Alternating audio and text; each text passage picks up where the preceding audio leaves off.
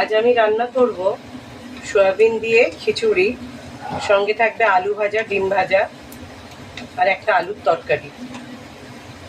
আপনারা শেষ পর্যন্ত দেখতে থাকুন আমি কিভাবে রান্নাটা করি। এখানে সয়াবিন রান্নার জন্য আমি পেঁয়াজে লাল করছি। এটার মধ্যে দিয়েছি গুঁড়ো লঙ্কা, জিরে গুঁড়ো, গোলমরিচ গুঁড়ো, গরম মশলা গুঁড়ো আর হলুদ দিয়েছি।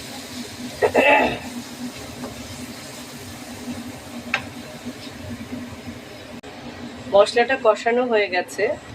এর মধ্যে আমি দেব সয়াবিন, মটরশুঁটি, কাজু, টমেটো, কাঁচা লঙ্কা। এগুলো দিয়ে খুব ভালো করে রান্না করে নেব।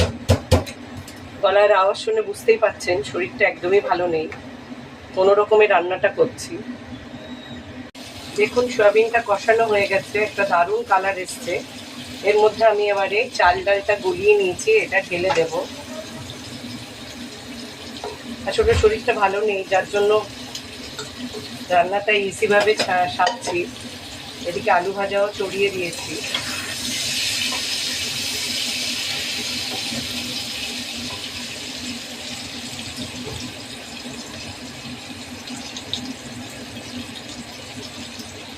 খিচুড়িটা আমার পুরোপুরি কমপ্লিট হয়ে গেছে।